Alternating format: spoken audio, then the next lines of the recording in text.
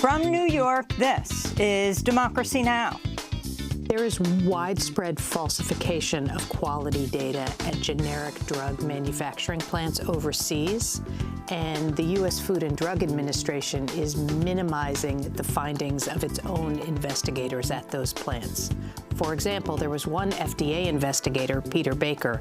Over 5 years, he went into 86 plants in India and China and found fraudulent or deceptive data in 67 of those. Generic drugs comprise nearly 90% of the pharmaceutical supply in the United States. Nearly 80% of the active ingredients of all drugs, brand or generic, as well as almost all antibiotics, are made outside the United States.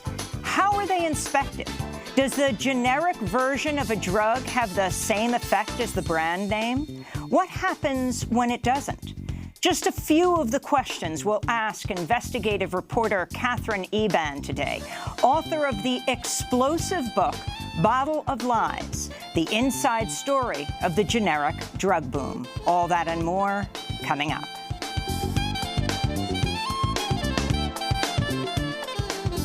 Welcome to Democracy Now!, democracynow.org, The War and Peace Report. I'm Amy Goodman.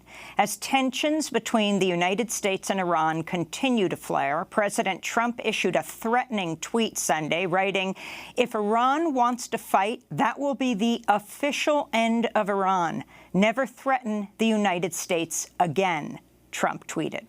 He did not specify what threat he was referring to. On Saturday, the Iranian Foreign Minister, Mohammad Javad Zarif, reiterated Iran does not want war and that no country has the, quote, illusion it could confront Iran, according to Iranian state media. Earlier this month, the U.S. deployed a carrier strike group and a bomber task force to the region. And last week, the New York Times reported the Pentagon reportedly drew up a plan to send as many as 120,000 troops to the Middle East if President Trump decides to take military action against Iran.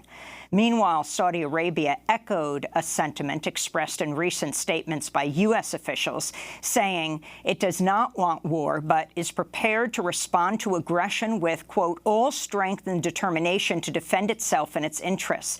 This follows recent attacks on several Saudi oil assets. It's not clear who attacked the oil tankers. The White House announced Sunday the first phase of its Middle East peace plan will take place next month in Bahrain and is being billed as an economic workshop to encourage financial investment in the occupied Palestinian territories. The, quote, workshop will bring together finance ministers with business leaders from around the world. They'll reportedly avoid addressing any political issues. Palestinian officials said they were not consulted prior to the planning of this so-called workshop and dismissed any attempts to tackle peace talks in the region without addressing human rights and the illegal occupation. This is Palestinian Prime Minister Mohammed Shataya. The American administration announced there will be a workshop next month about the economic and investment situation in the region, including Palestine. As a first step of the deal of the century, the cabinet stresses that any solution to the political conflict depends on ending the occupation, achieving the national rights of the Palestinian people, expressed by establishing their independent, sovereign, and viable state on the 1967 borders, with Jerusalem as its capital. Swedish authorities issued a request Monday for the detention in absentia of WikiLeaks founder Julian Assange, who is now facing rape charges in Sweden and is currently serving jail time in Britain for skipping bail in 2012. Last week, prosecutors reopened a sexual assault investigation into Assange, which was dropped in 2017 because they said the case could not proceed while Assange was holed up at the Ecuadorian embassy in London, where he lived for 7 years before being forcefully removed by British police last month. Assange has denied the accusation, and his lawyer representing him in Sweden said he has not been able to get hold of his client to discuss the detention order. Assange must reportedly serve 25 weeks of his British prison sentence before he can be released. Assange now faces possible extradition to both Sweden and the United States, where he is wanted for the publication of leaked documents by Army whistleblower Chelsea Manning, which showed evidence of U.S. war crimes in Iraq. In related news, WikiLeaks is reporting that Ecuador will allow U.S. prosecutors to go through and take possession of Assange's belongings left in its London embassy. Assange reportedly has 2 manuscripts at his former living quarters. His lawyers have called it an illegal seizure of property. In Australia, voters and pollsters were left in shock after the Conservative government of Prime Minister Scott Morrison won an election that was largely favoured to go to the Labour opposition, which ran on a platform of cutting greenhouse gas emissions and taking on the challenges of climate change. Scott Morrison, who's pro-Trump, has backed major coal mine projects and introduced anti-immigrant policies, most notably turning away asylum seekers to Australia and sending them to migrant camps on remote islands. In Austria, a snap election has been called after the Saturday resignation of Vice-Chancellor Heinz-Christian Strache, who was also the leader of the far-right Nationalist Freedom Party. He resigned after a hidden camera video was released showing him promising government contracts to a Russian woman who claimed to be the niece of a powerful Russian oligarch. Strache said he or his Freedom Party never received any money and apologized for the incident, blaming his actions on alcohol and his desire to impress his female companion. Austrian Chancellor Sebastian Kurz dissolved his People's Party's coalition with the Freedom Party following the resignation. The news comes as a blow to nationalist politicians in Austria and across Europe who are hoping to increase their political power in the upcoming European Parliament elections taking place later this week. Tens of thousands of people took to the streets in cities across Germany Sunday to protest against the rise of nationalism ahead of the European Parliament elections. It is alarming how many right-wing parties are active, not only in Germany, but throughout Europe. And history must be learned from. So it's our responsibility to go to the polls and stand against the right and demonstrate. Meanwhile, in France, as Yellow Vest demonstrators mark 6 months since the start of the anti-government protest movement, many also called for voters to stand against elite and corporate interests in the upcoming European Union elections. We believed in Europe. We believed in it completely. But we didn't understand that Europe is very much for the rich, meaning the first thing that it did was to build a huge safety box to stash away their money. The final phase of voting in India's 6-week-long election concluded Sunday. Exit polls show Prime Minister Narendra Modi's Hindu nationalist BJP party on track to win or retain enough seats to secure parliament. Vote counting will begin on Thursday. Taiwan became the first Asian nation to legalize same-sex marriage Friday. Tens of thousands came out in the capital, Taipei, to support the bill and broke out in celebration as lawmakers approved the historic legislation. The bill passed 2 years after Taiwan's constitutional court ruled that the legal definition of marriage as being between a man and a woman was unconstitutional, and despite a referendum last year that opposed the move, the new law will go into effect Friday. LGBTQ activists say there remain other discriminatory laws on the books, including adoption restrictions for non-heterosexual couples. Back in the United States, demonstrators gathered in Mobile, Alabama Sunday to call out the state's newly passed law effectively banning abortions, even in cases of rape and incest. This is a protester at Sunday's event. Making abortions illegal will actually not save lives. There's many young women and women who are going to end up taking their own lives and taking dangerous measures to not have a child. But legalizing abortions make it safe and give women a place to make a choice with their own bodies. And I don't feel like men should have a choice over a woman's body. There were also protests in other parts of Alabama, including in Birmingham, where presidential candidate Senator Bernie Sanders also joined the protest. Reproductive rights defenders also turned out to protest in Kansas City, Missouri, after lawmakers passed a bill Friday banning abortions after around 8 weeks, once a fetal heartbeat can be detected, but before many people realize they're pregnant. The bill does not include exceptions for rape or incest. Republican Governor Mike Parsons says he'll sign the bill into law. Architects of the highly restrictive abortion ban say they welcome legal challenges in the hopes that the cases will end up at the Supreme Court and eventually lead to the reversal of Roe v. Wade. President Trump may be considering Memorial Day pardons for American military members accused or convicted of war crimes. One of the requests is reportedly for Navy SEALs Special Operations Chief Edward Gallagher, who's facing charges of shooting unarmed civilians and killing a captive teenager by stabbing him with a knife while deployed in Iraq. To see our recent interview about Edward Gallagher with New York Times reporter Dave Phillips, go to DemocracyNow.org. The New York Times is also reporting Deutsche Bank ignored employee warnings about President Trump's financial transactions and their recommendations to report them to the Treasury Department's Financial Crimes Unit. Anti-money laundering specialists flagged suspicious activity after transactions related to both Donald Trump and Jared Kushner from 2016 and 2017 raised alarm. The New York Times report says Deutsche Bank's decision not to heed those warnings was part of a pattern to protect relationships with high-value clients. Deutsche Bank denies the claims, as did representatives for both the Trump Organization and Kushner's businesses.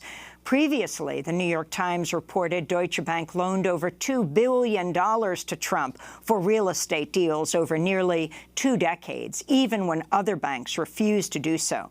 President Trump sued Deutsche Bank last month in an effort to block them from turning over financial records to congressional committees. Michigan Congressmember Justin Amash broke with the Republican Party, becoming the first Republican lawmaker to publicly say President Trump engaged in impeachable conduct in the wake of last month's Mueller report. In a lengthy tweet thread Saturday, Amash accused Attorney General William Barr of deliberately misrepresenting the special counsel's report. He also wrote, quote, "Partisanship has eroded our system of checks and balances." Trump lashed out at Amash on Twitter, calling him a loser and writing, "Never a fan of Justin Amash, a total lightweight who opposes me and some of our great Republican ideas and policies just for the sake of getting his name out there through controversy." A new investigation by the New York Times exposes the financial schemes at the root of the New York City taxi driver crisis. The report reveals that a group of industry leaders artificially inflated the cost of taxi medallions and orchestrated a predatory lending scheme, collecting millions of dollars in the process and putting many drivers into debilitating debt. City agencies did little to curb the system, which a Harvard professor quoted in the report called modern-day indentured servitude.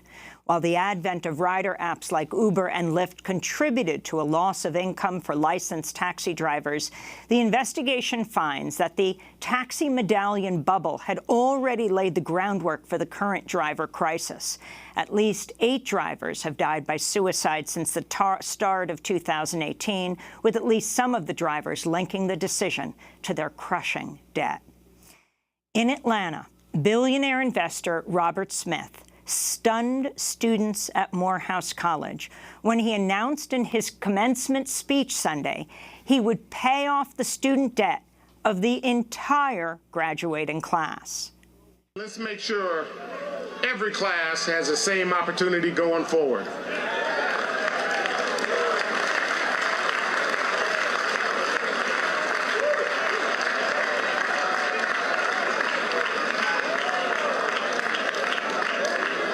Because we are enough to take care of our own community. We are enough to ensure we have all the opportunities of the American dream. And we will show it to each other through our actions and through our words and through our deeds.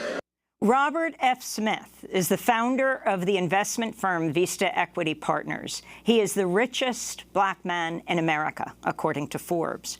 One of the graduating seniors at the historically black Morehouse College is Dejon Correa, the nephew of Troy Davis, who was executed by the state of Georgia in 2011.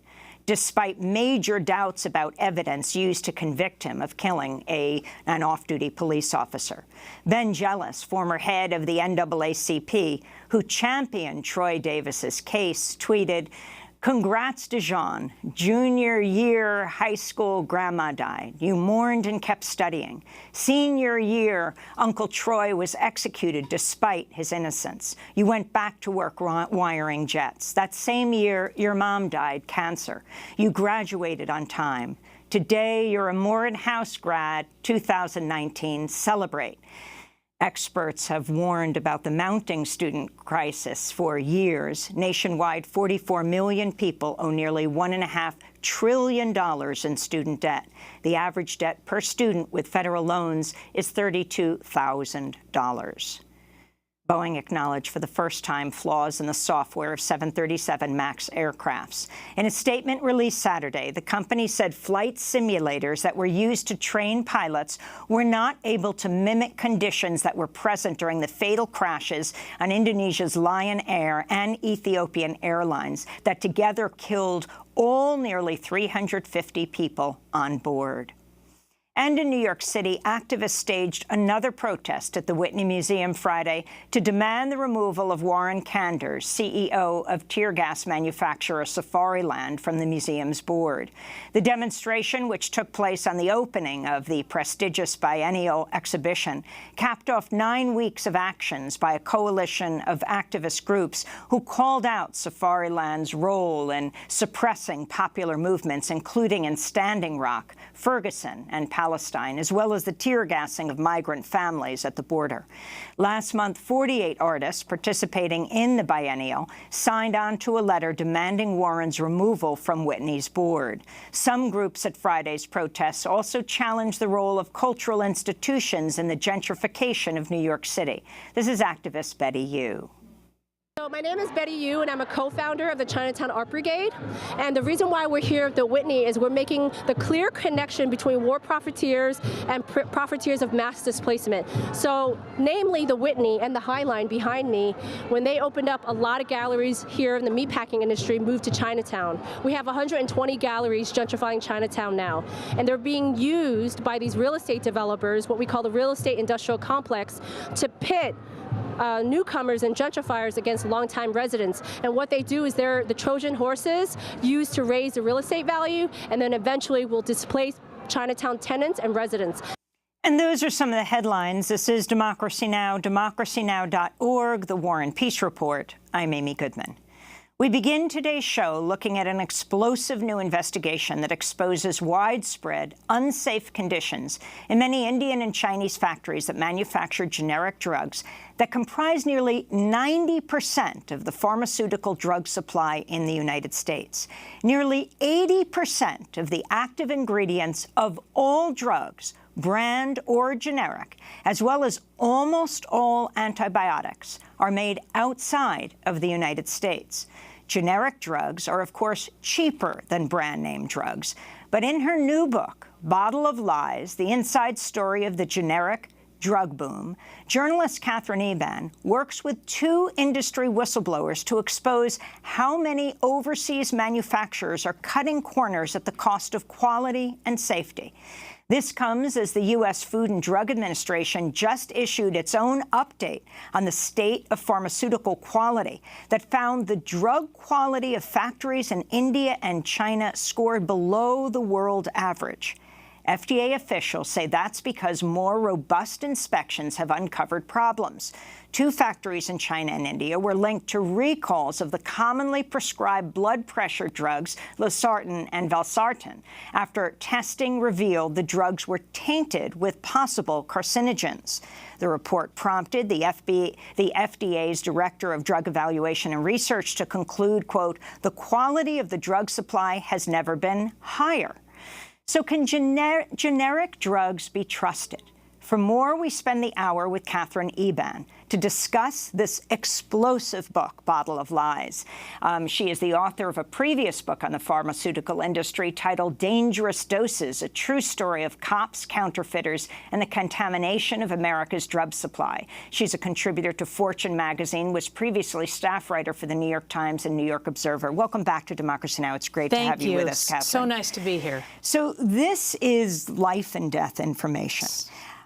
Start off by talking about what exactly generic drugs are. So generic drugs are a version of the brand name drug. They're not an identical copy, but generic companies reverse engineer, they break down the brand name drug and figure out how to remake it. They have to use the same molecule, they have to use the same route of administration, whether it's swallowing a pill, injecting, and then they have to submit an application to the U.S. Food and Drug Administration. And the FDA reviews data to see whether those drugs are bioequivalent. Do they reach the same peak concentration of drug in the blood? And if the FDA deems that they do, they are approved to make a generic version. Mm-hmm.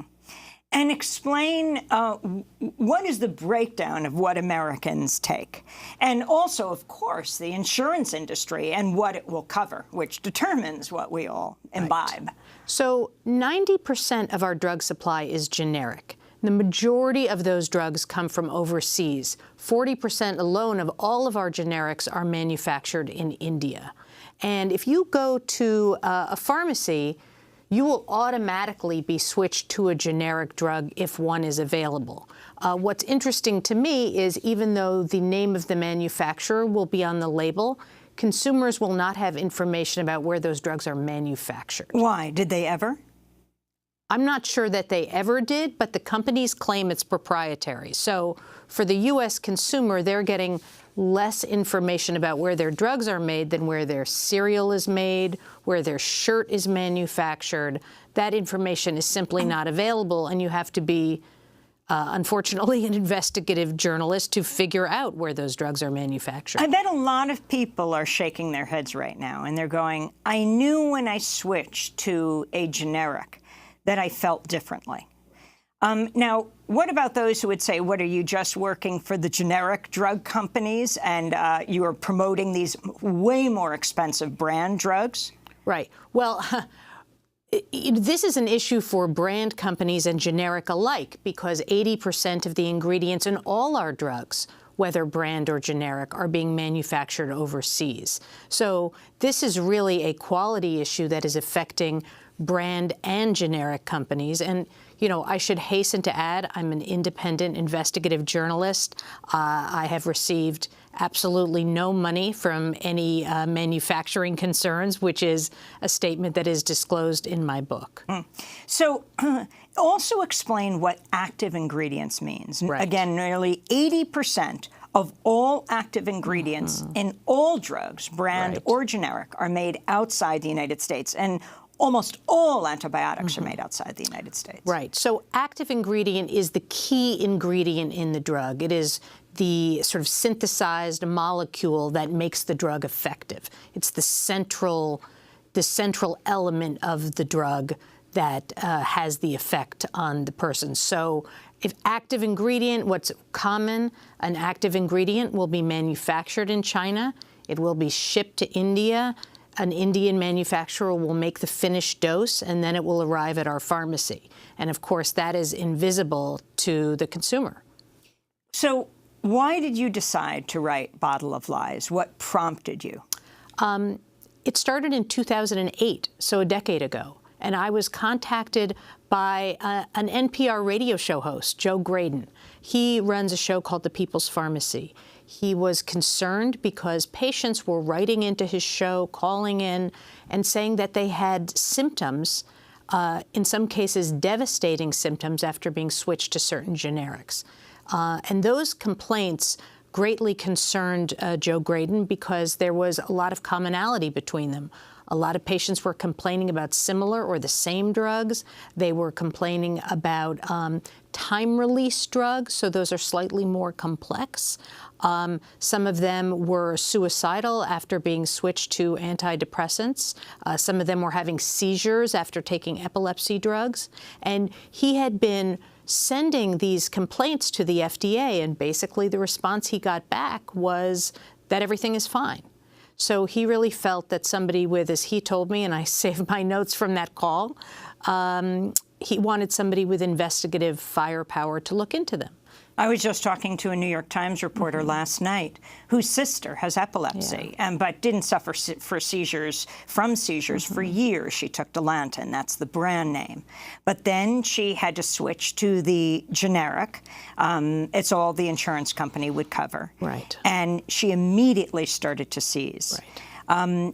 But she was not allowed to go back on Dilantin. At least the insurance company wouldn't cover it. And he was describing to me about his sister that even when she went into the pharmacy and had her doctor's prescription for Dilantin, the pharmacy would not fill it and would not allow her to actually pay for it. You know, there's a real disconnect here. If you decide that you don't want to eat factory-farmed meat, you as a consumer can go into a supermarket and buy organic, grass-fed meat from a small family farm. But if you decide that you don't want to buy a foreign manufacturer generic, or you want to have a brand instead of a generic, a consumer has really no control or power in this equation, which is one of the reasons why this has been sort of so concealed behind layers of insurance companies and middlemen. Yet the FDA says a generic medicine is the same as a brand name medicine in dosage, safety, and quality. Right. And on paper, that is true. On paper, that is the FDA's standard. And they will point to that standard. But what I set out to find out, what is actually going on in these distant manufacturing plants where our drugs are made? We're going to break, and then we're going to come back to this discussion. I mean, you are a clear investigative journalist on the trail. You worked with whistleblowers that are astounding as they go abroad to try to find out what kind of conditions these drugs are made in that are the supply for a large sector of the United States. Catherine Eban is author of Bottle of Lies. The book has just come out, the inside story of the generic drug boom. This is Democracy Now! We'll be back with her in a minute.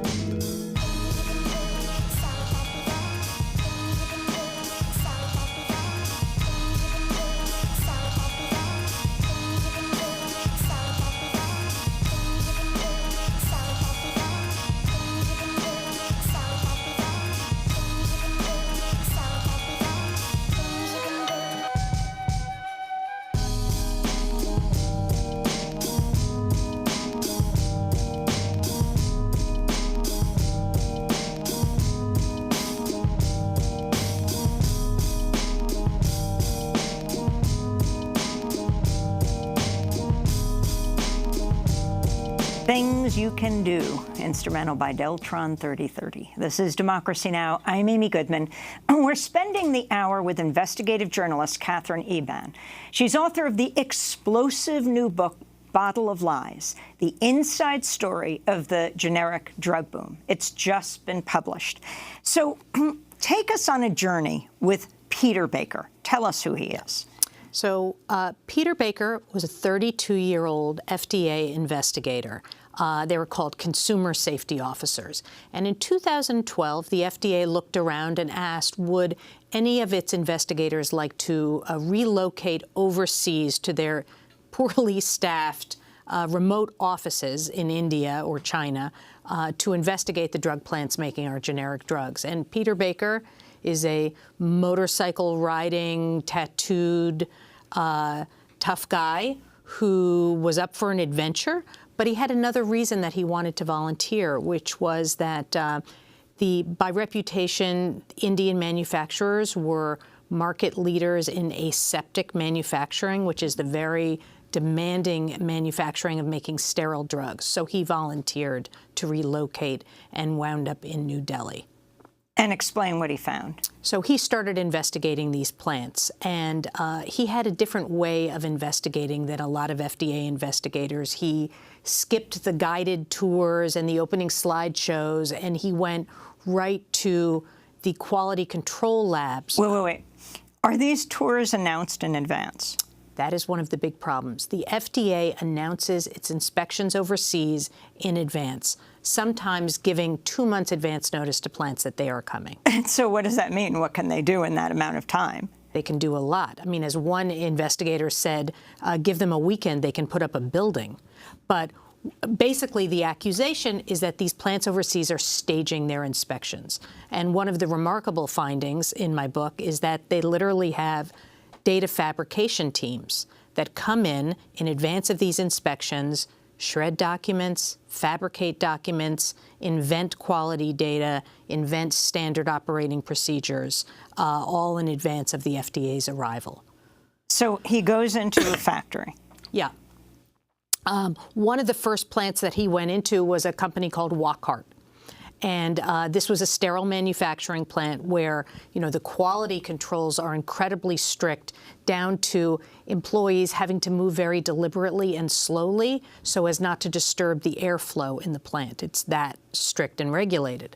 And it was his second day of the inspection, and he was in a hallway, and he saw an employee at the other end of this long, brightly lit hallway with a clear garbage bag, and the man was walking in a furtive manner. And as soon as the employee saw Peter Baker and his colleague, a microbiologist, he turned around and started walking the other way again. And the microbiologist yelled, "Stop." The man broke into a run. He tossed the garbage bag under a stairwell, and Peter Baker opened the garbage bag and found 75 torn batch records, which indicated that insulin the company was manufacturing was contaminated with metallic particles, but nonetheless had been released to patients in India and the Middle East. So Peter Baker's only responsible for U.S. medications, but he followed the trail of these documents. He went to this area of the plant which had not been disclosed to the FDA, and he found the plant was manufacturing a sterile injectable cardiac drug on the same equipment that had created the metallic particles. So he basically exposed deep fraud in this plant. And so what happens then? And I kept talking about the number of Americans who take these drugs, but I mean, these drugs go out to the world. Absolutely. And actually, as a separate part of my investigation, which is also in the book, the plants make differing levels of quality for different markets. So basically, their manufacturing standard can be whatever they can get away with. In other words, if they're sending to other parts of the world, they lower their quality, they lower their quality ingredients, they skip manufacturing steps. So what happens when you find this contamination, when an inspector finds this contamination? Well, in this case, because Peter Baker discovered this, the plant was hit with a massive set of observations in a form called a 483. They were put on import alert, which means their drugs were restricted from coming into the U.S. market. And so in that instance, the inspection system worked as it should. Can you talk about Ranbaxy? Yeah. So Ranbaxy was India's largest drug company, and the largest maker of generic drugs and the fastest growing generic drug maker in the U.S. And in 2005, a young information architect named Dinesh Thakur left Bristol-Myers Squibb and took a job at Ranbaxy. So he moved his family to Gurgaon.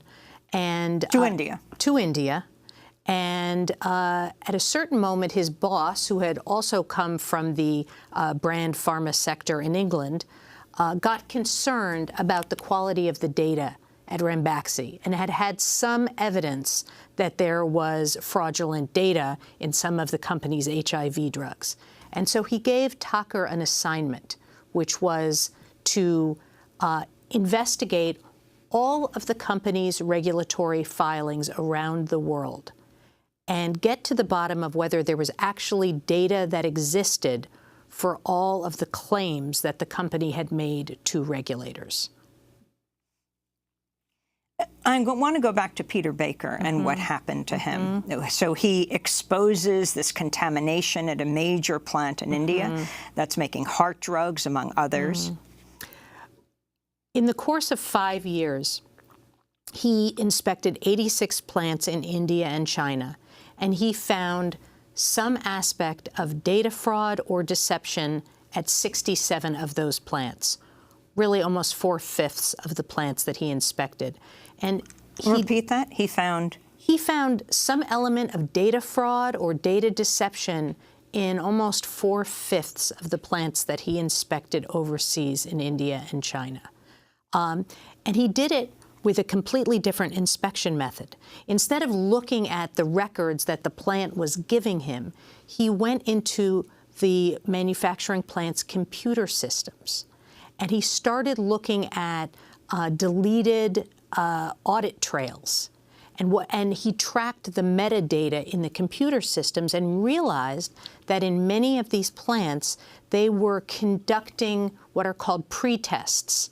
They were doing an initial offline screen of the drugs to see what the quality was, and then potentially making alterations to the tests so that when they retested the drugs in the official system of the plant, they would pass quality tests. And what happened to Peter Baker?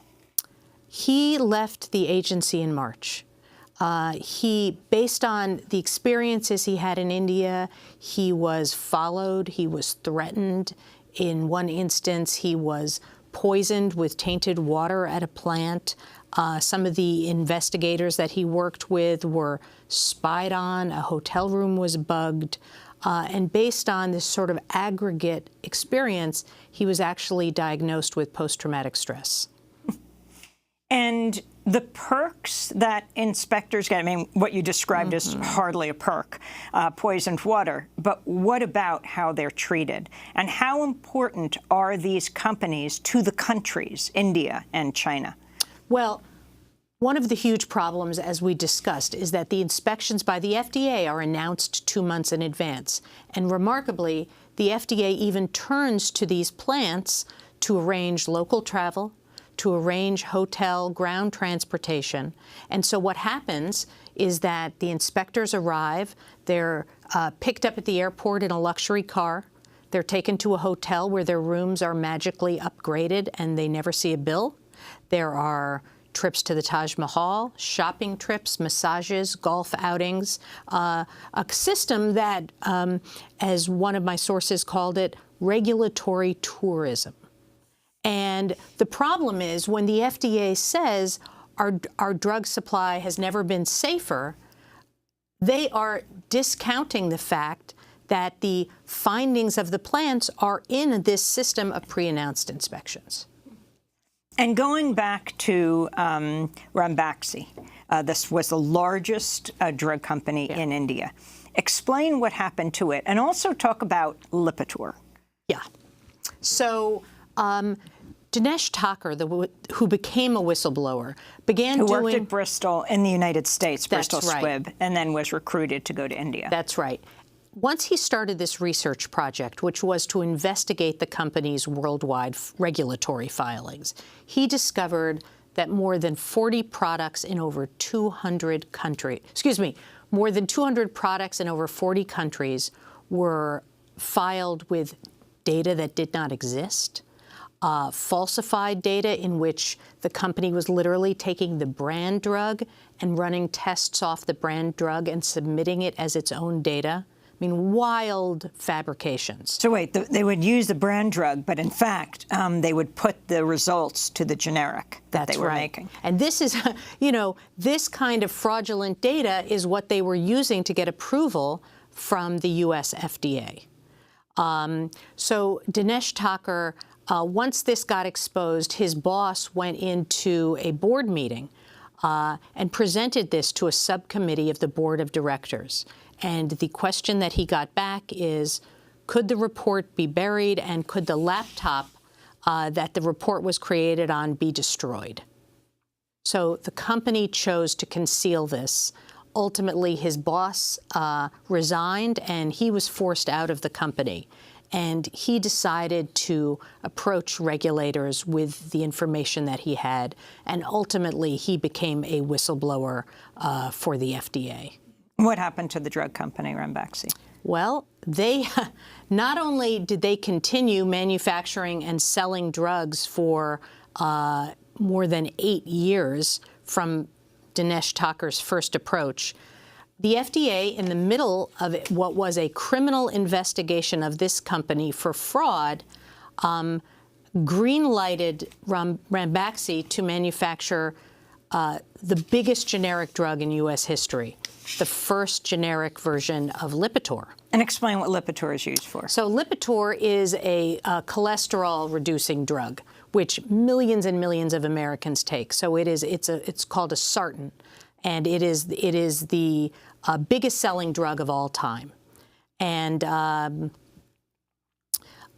1 year after Ranbaxy was given the green light to manufacture this, they made about $600 million in 6 months. Millions of their doses of Lipitor had to be recalled because they were infused with glass fragments. And that's just what we know. They happened to find this. They were under such scrutiny by the FDA that they ended up disclosing the glass fragments to the FDA. Yeah, and they had to be recalled. What can an individual do? I mean, what do you do if you're taking the generic form of Lipitor and you feel sick?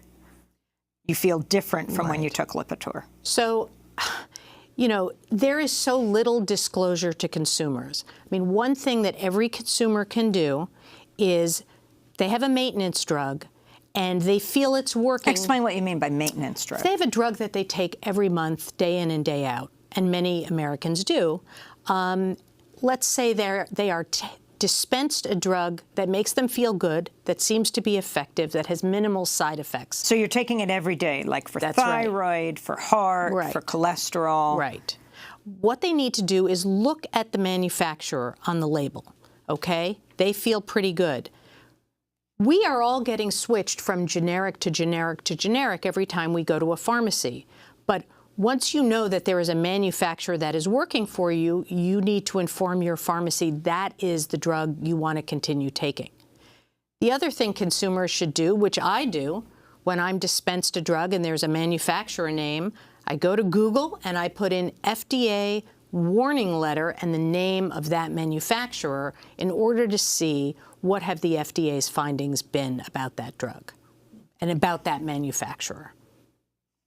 So you have to do the research yourself. Would you take a generic drug? And also, I mean, how it compares to how these brand drugs are made and where they're made in the same places. Right. Well, I do take generic drugs. Of course, we all take generic drugs.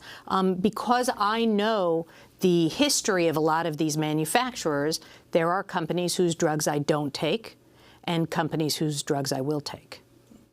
When we come back, we're going to talk about how these drugs are dumped on Africa. I want to also talk about the story of Cipla and the significance of this. We're talking to Catherine Eban, who is an investigative journalist. Her book is just out. It's an explosive book. It's called Bottle of Lies, the inside story of the generic drug boom. This is Democracy Now! Back with her in a minute. It's been a while since I could hold my head up high, and it's been a while since I first saw you, and it's been a while since I can stand on my own 2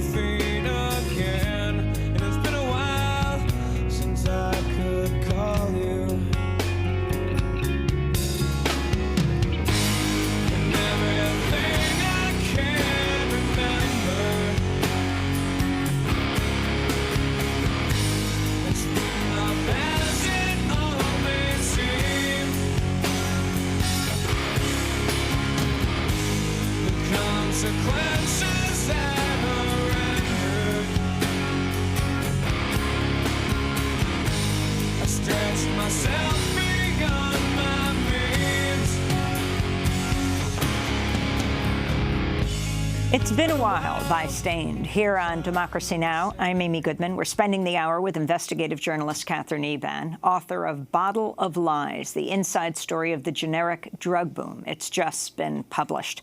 I want to turn to the Indian scientist Yusuf Hamid, chair of the drug manufacturer Cipla, who shook the conscience of the global health community by offering to produce generic AIDS medication at a tiny fraction of the cost. This is Dr. Hamid speaking several years ago.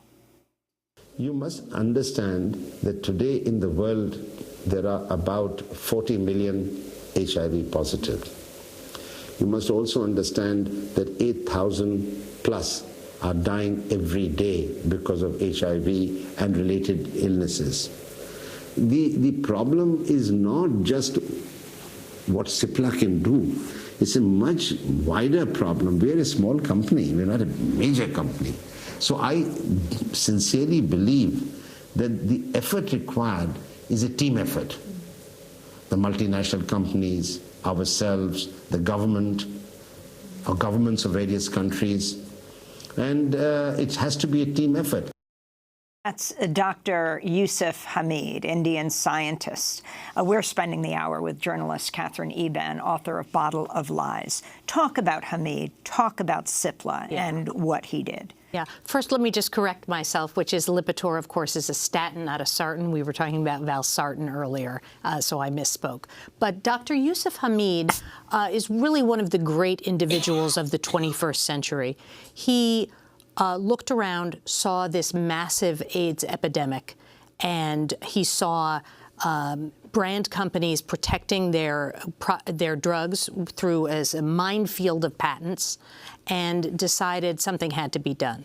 And so what he did was he announced, working with a group of activists, that he was prepared to manufacture AIDS drugs for $1 a day, which was such a dramatic price cut that set in motion a series of events that led to ultimately a very important U.S. program called PEPFAR, in which U.S. taxpayers— This was George W. Bush program. It was under George W. Bush. It was President Clinton had a big impact on the events that led to it, because the Clinton Foundation helped, working with Indian manufacturers, to reduce the price further to 38 cents a day. He sort of aggregated the buying power of African governments and U.S. taxpayers, and sort of through this groundbreaking coalition was able to get U.S. taxpayers to buy in bulk AIDS drugs for Africa as a way to tackle the AIDS epidemic. What was the response of the global pharmaceutical community? Well, at first, the global pharmaceutical community was actually dead set against this. They were wanted to protect their patents, and the outcry was so enormous that ultimately they waived their patents so that the Indian manufacturers could make these AIDS cocktails at a very low price. I want to go to a tweet you posted about an executive from the Indian-based company Ranbaxy, the largest pharmaceutical company in India that was. You wrote, "More telling was a shocking disregard for human life from some company executives. When discussing the poor quality of the company's AIDS drugs for Africa on a conference call, a Ranbaxy medical director said, 'Who cares? It's just blacks dying.'" It's a very disturbing statement, and this was said out loud on a conference call of Ranbaxy executives in about 2004. But it reflected a larger problem in the generic drug industry, which is a lot of these companies have what's called dual-track or multi-tiered production, which is they make their better drugs for more regulated markets like the U.S. and the EU, and they will make worse quality drugs for developing markets or markets that they call ROW, which is rest of world. ROW means rest of world. Correct. Yeah, so those are developing markets where they have made a calculation that because regulation is so poor, they're not going to get caught. So when someone travels, another example is when someone travels overseas, they say, you can't believe how cheap I can get drugs. They're the very same drugs we get in the United States. Right, but they're of worse quality. And I shake my head. Even when I was reporting my book and I traveled to India and I had friends say, can you bring me back some antibiotics? And I said, do you understand what I'm reporting? Why would I do that to you? So you tweeted about your smoking gun around Ranbaxy. Yeah. Talk about the documents you found. Right. So the smoking gun was this PowerPoint presentation, which was shown to a subcommittee of the board of directors.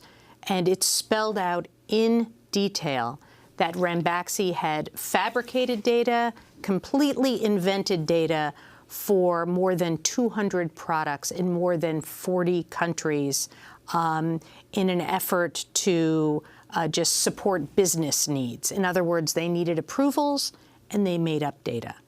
Inside the company, this document or presentation came to be known as the SAR, which was short for Self-Assessment Report, and it really shaped the behavior of a number of the company's top executives in an effort to suppress this document. And again, say what Ranbaxy made and what happened to it. Yeah. So, I mean, Ranbaxy was manufacturing a huge number of generic drugs for the U.S. market. They were manufacturing generic drugs all over the world. Ultimately, this document, the disclosures around this document and prosecution by the U.S. government, not to mention Dinesh Thakur's heroic efforts, brought down the company. Why aren't drugs, the active ingredients, generics, the brand drugs, antibiotics, why aren't they made in the United States for U.S. citizens? Right. So, and non-citizens? This has been part of a sort of long exodus of manufacturing from the U.S. market. It really started with antibiotics.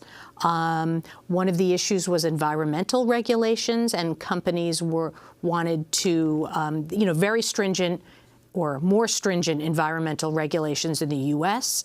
And there's a lot of waste production in manufacturing of antibiotics and drugs generally. So they shifted manufacturing overseas to China and to India, and a lot of the manufacturing of other drugs followed. And in fact, the brand name companies also ended up shifting manufacturing overseas. They bought up manufacturing plants and found that, almost overnight, they could cut some of their costs by about 80%. The cost of labor, the cost of ingredients. So that was really one of the reasons behind it. Could the government produce these drugs? Absolutely. And Elizabeth Warren, in fact, has a very interesting proposal to get the U.S. government to manufacture essential generic drugs. I mean, looked at one way, this is a national security issue. We need to manufacture our own medicine. What if we pissed off India and they said, sorry, no more antibiotics? We'd really be in a fix. Some of the people you spoke to said they avoid taking prescription drugs. Well, they were more specific than that. And in fact, this was a number of FDA investigators who, based on the things that they witnessed in these plants overseas, basically have stopped taking generics manufactured overseas. Where do they get them then? They try not to get sick. They're very particular about which companies they take drugs from, and it's based on their own knowledge. Are there lists of records? If you're not an insider FDA inspector, where can you go online to see what companies am I going to get drugs from? And then if you can go more specifically, and even if I'm going to get a drug from a company, I don't want it made at this plant or that plant. Is there any way to find this out? I have been talking to people about trying to put together forward-facing data for consumers. I don't have any announcements to make right now on that front, but my hope is that there will be some forward-facing data available for consumers. Unfortunately, right now, it's all just in one bucket over here and one bucket over there. You know, consumers who get really interested in this can look on the FDA's website for warning letters. What's happened at the FDA? President Trump prides himself on rolling back regulations in the regulatory agencies, the FDA chief among them. Well, one of the things that's been going on, which really needs further investigation, is that the FDA has been almost systematically downgrading the findings of its own investigators in these overseas generic plants. Now, they just put out a report saying that the quality is very high and everything is fine and they've got this under control. But in fact, behind the scenes, they are downgrading from the most serious findings to less serious findings. And, you know, the documentation that I was able to get shows they're making these decisions for political reasons. They're making them because drafts of warning letters sat on their desks for too long. And this is something that really needs to be, I think, investigated by Congress. In the wake of your book, public health advocate and whistleblower Dinesh Thakura, as well as Erin Fox, Senior Director of Drug Information Support Services, University of Utah Healthcare, have called on Congress and the FDA to hold hearings on generic drug safety. Do you see that happening anytime soon? I'd like to think that it would. I hope it would. You know, it's very hard to say what, if anything, is going to happen in this political environment. Have any lawmakers responded, and how much in the pocket are lawmakers, Democrat and Republican, of the drug industry? Certainly, there is a lot of lobbying, we all know that, by the pharmaceutical companies. I think that lawmakers who have been on this a long time are inclined to look at the role of the FDA in all of this and their claims that their regulation is adequate. I think there is some appetite to do that. So you've been working on this book for years, and you've been doing this kind of research way beyond the research you did for this book. What shocked you most, Catherine? Some of the falsifications and fabrications that are going on in these plants. For example, they're even fabricating their own data proving that the plants are sterile. They're falsifying their microbiology data. They have to test the environment. They have to test the air. They have to test the water. They're fabricating that data. So what is real and what is fake? Is there a particular story that sticks in your mind that you cannot shake? I mean, I would have to say Peter Baker's investigations into the plant Wockhardt, which I chronicle in my book. Peter Baker, the FDA inspector. Yes, absolutely. I mean, from the moment that he lands at an airport, is followed by company representatives, one of whom there's a man who yanks open the door of his cab, takes a hard look at him, closes it again. The investigators go to the plant. Several of them fall ill because of tainted water. They learn later that even as they were at night in the hotel room talking about their inspections and their findings, the company had bugged the hotel room. That is the level of the... And how much support did he get from the FDA? Minimal. Absolutely minimal. In fact, they pulled him off of doing inspections. I mean, he's one of the most, he's sort of the Pablo Picasso of FDA investigations. And he left just now, this past March, under the Trump FDA. Yeah. I want to thank you for being with us. We're going to do part 2 and post online at DemocracyNow.org. Investigative journalist Catherine Eban is the author of Bottle of Lies, the inside story of the generic drug boom. It's just been published. Her previous book, Dangerous Doses, a true story of cops, counterfeiters, and the contamination of America's drug supply. That does it for our show. Happy birthday, Samin Farkandeh. I'm Amy Goodman. Thanks for joining us.